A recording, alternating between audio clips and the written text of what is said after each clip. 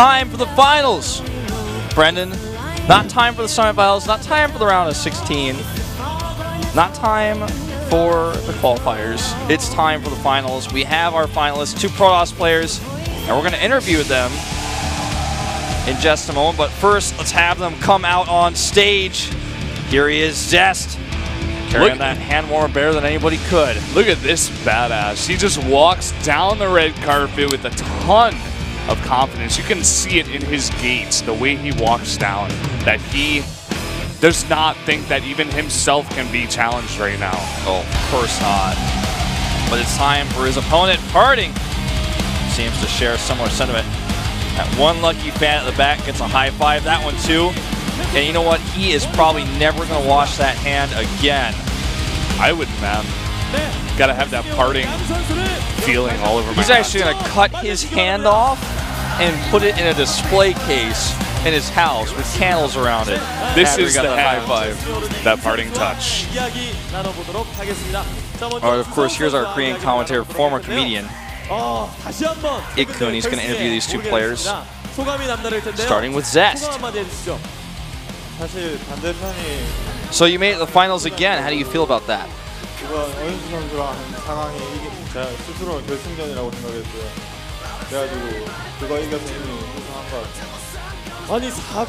He actually considered the semifinal against Sue as his final. So he basically thought if I beat him, I win the whole tournament. Strong words from Zest. So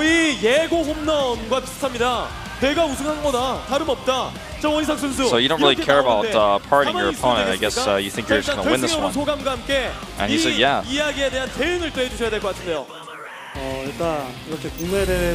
So what do you think about what Zest had to say about you? Asking Parting here. He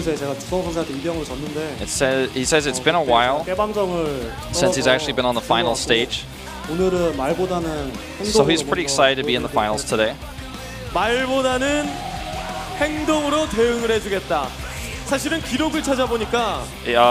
will talk about him and say that he talks more than he acts. And he says he's going to try to show this time what he can do to win. So trying to say he's all talk. So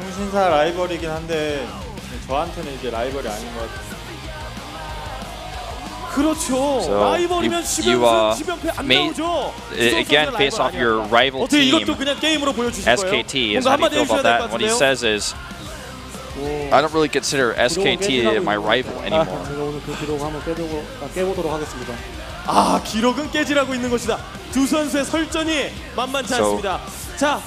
it's because he's won against them 10 consecutive times, he says. Parting says today is the time to break that record, that streak. So any words to your fans before we start this finals?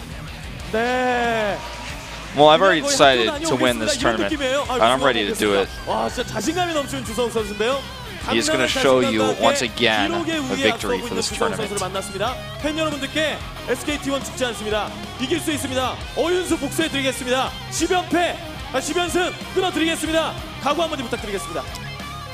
So Zest seems like pretty dominant in the record against you. It's pretty overwhelming. And you know, do you have anything to say to your fans before we start the finals?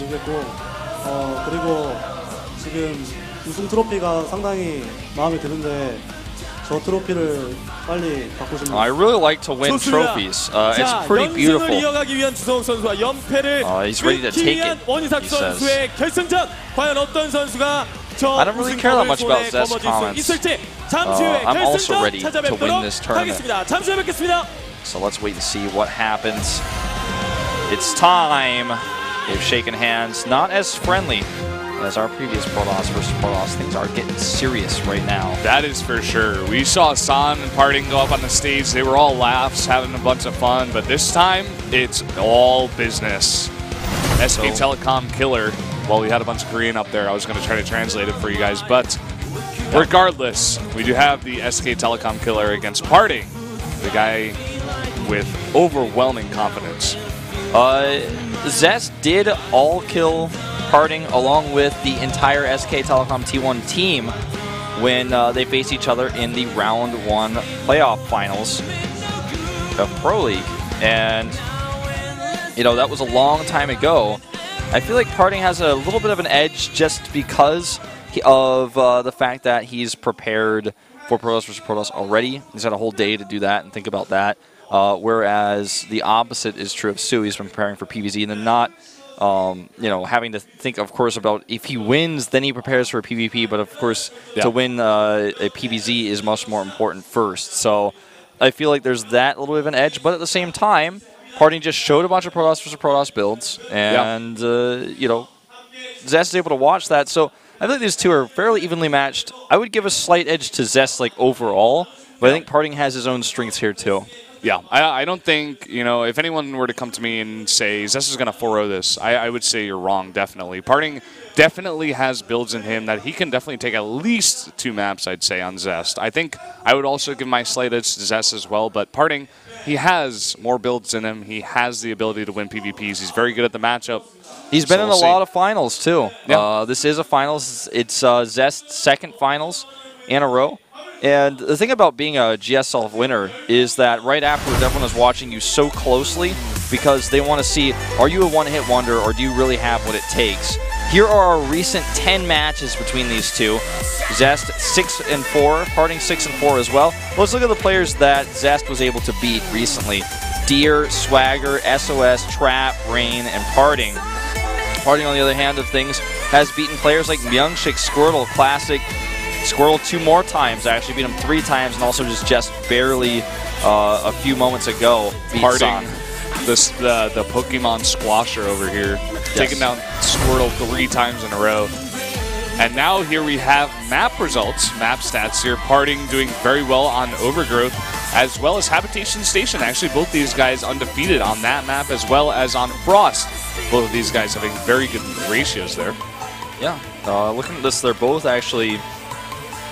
there's not really a whole lot of weakness in them. Like Waystation, they both have won no maps on, but they've only played one each, and Waystation's a weird map anyways. I think if we get close spawns on that map, we might actually see them take island bases in PvP. Anything crazy could happen there, actually. Frost being the 7th map means that we're not going to see a 4-player map until Alterzine, which is map 5. So we're going to be seeing a little bit more aggressive action, starting things off early on. And our first map is Overgrowth, a map that Parting actually has a sick win rate on, actually. Yep. Crazy, crazy good on this map. Zest, decent as well. I feel like Zest, I don't want him to just take it so easily. He beat Parting 2-0 in the round of 8, of course. He made it look easy as well. But this is totally different. Everything we mentioned before comes into play. And Zest, you know, if he takes Parting too lightly here, he can go down a couple of matches here really quickly. This is PvP. Anything can happen right now. Yeah, anything can happen here, man. Let's see who's going to take this lead, because mentally, taking a lead in the Protoss vs. Protoss best of 7 series can really, really give you an edge over your opponent. We don't have, of course, the map pick system, because all the maps are predetermined. So they haven't had very much time to prepare. They've had the same 15 minutes that you and I had to twiddle our thumbs as we waited for this excellent final. So this is really a very good test of how good are you at Protoss vs. Protoss when you have to play it suddenly in a grand stage in front of fans here in the studio and thousands more online. It's time for the GSL Global Tournament's Grand Finals, Parting versus Zest.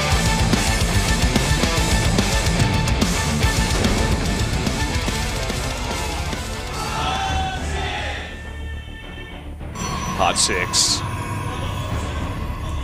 Up in the top, right of the map.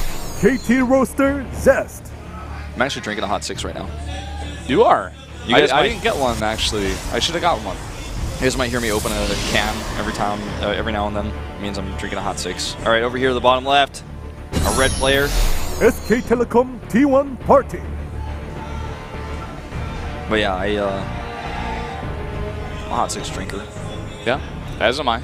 Yesterday, I think we had like 3 cans of Hot 6, actually. Yeah, that was a lot. SK Telecom fans. Yeah. Fans holding the papers that can be turned into fans. Yes. just before in the matchup between San and Parting on this map, San in the bottom left decided to go for Dark Templar in the bottom right of the corner of the map. And Parting was able to scout that so easily. And both these guys from the Korean server, they know that this kind of play is not... You're just not really going to get away with it against a good Protoss. You might be able to get away with something like that on Frost if you hide the pylon in like some other main base location or something like that, but yeah, or on Alterzim. But on a map that's this small, it's just not going to happen. You're not going to get away with it. Oh, I'm liking the hat still. I don't like it any less than I liked it before. Now we know whose side he's on. Yeah. Observer pointing out the fact that Parting is mining more gas right now. If you look at the, the plus sign and then the amount of gas that's being mined there every minute, every Starcraft minute, you could see that the amount is greater for Parting as he does have more workers and gas. Yeah. Zest was getting a little bit of extra minerals. Now he's evened it up. Both going to 224, 240 per minute. Just fluctuating ever so slightly. As you know, the pro mining's not perfect, it's not constant. I'm just going to rotate that way, but we'll see how these two players open against each other tech-wise in just a moment. Well, trap and a probe. Nice little catch there, Parting. Twilight Council goes down. And back at the base of Zest, he has this double gateway build coming up here. He's going to make 2 more Stalkers out of those gateways. Or no? Decides to put down the Twilight Council first. Thing is, he's got those extra minerals from only mining for 2 gases. So that gives him the ability to have this, which means he's going to have the Stalkers out faster than Parting does in higher number, which gives him the ability to pressure and control Parting's early game pretty easily. But his blink will be slightly behind. But I feel like this is a... If these two builders collide, the way that Zest has done it is better in this case. But it is actually a Dark Shrine from Parting. And, this is not very Parting-like. They didn't really show us this type of Dark Shrine play, per se, in the previous series. It was a counter Dark Shrine that we saw, but not an aggressive, like, this is my build order Dark Shrine. Oh, my... The Micro right now. He actually could still get it. I think he will! Oh, my God! 4 hit points left. And he gets away. And now he could actually kill this Stalker. If he can catch it, I think he's going to at least damage it pretty critically. Uh-oh, Zest. Oh, Zest is losing a lot of hit points there. And with Blink... turns around the corner and takes an extra hit. This is that safety robo I was talking about, where you just have it just in case you need it. Unlike the life vest under your seat on an airplane, it's just there, just in case. And, I mean, granted, the Robo is pretty late. He might still be able to get damage on here, especially if he makes an Immortal first or something, or rallies the Observer across the map. Let's see how much he gets done here. 1 DT first. Blink at about 2/3 done here for Zest. It's really unfortunate for Zest. He just took so much damage early on, despite having the faster gates. Yeah, he kind of lost his advantage in that. Just being a little bit too out on the map and not paying as much attention to the map as his buddy over there Parting. He knows. Traps the DT inside. And the Observer will come out here and goodbye DT. Not even going to get that Sentry. Great control here. And they are both just putting down their forges and saying, all right, it's time for late game PvP. This is what happens in PvP. We have a bunch of shenanigans in the beginning, both players putting down various techs, and then we transition. And it's going to be a while here before they get across the map and start to attack each other. Usually, some players might get an advantage in upgrades for one reason or another and get the Chrono Boost out and get a +2. We saw Parting do something like that similarly to San. But both players getting their forges at very similar timings here. So there's not really going to be a timing in that. We're going to have to see mainly what kind of compositions these guys go for. They both have a Robo. And so far, Parting has made his first Immortal first. So he's going to have that as a small advantage. Yeah, 2 Observers out for Zest, which means he's going to have a little bit more vision on the map. Tech-wise, there are Dark Templar for Parting, which could be used later on in a drop. it's some sort of late game harassment. And also the blink research for Zest is something that we need to mention as well. Probably not going to be too significant, but he does have that chase factor with those 4 Stalkers that he has right now. Probably won't be making any more Stalkers for a very long time, but say he sees this Observer, for example. If his Stalkers are there, a blink would have actually been useful, or if a Warp Prism comes into the base later on, might be able to snipe that. It's not like he's going to be able to get some big harassment done. It looks like he's going to try for a little bit here. This is cute. It is cute. That's a good way to describe it. He's actually going to deny that scout, so that's what he decides to do instead. And with that, he'll get his own scout. So nicely done here by Zest, not committing too much to the attack he had in mind. Second scout goes out for parting. He's going to see anyways what's happening, which is, at this point, both players going into basically the same comp. Or, okay, he's going to go into a +1 blink Stalker. It looks like he's just going to go all in on the blink. So it's starting to look like, ooh, loses a Stalker, making it a lot harder to actually commit to this now. Yeah. What else could this be for? I mean, he's not, okay, 5 more gates, and the Phoenix sees all of this.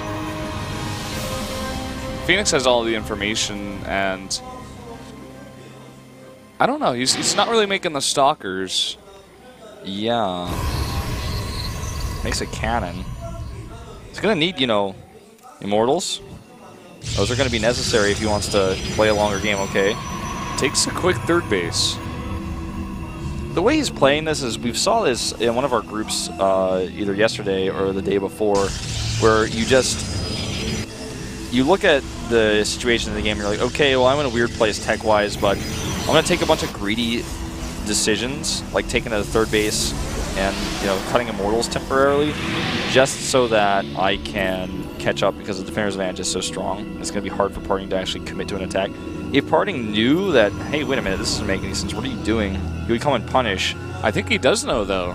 He's been scouting so many times, and look at that army.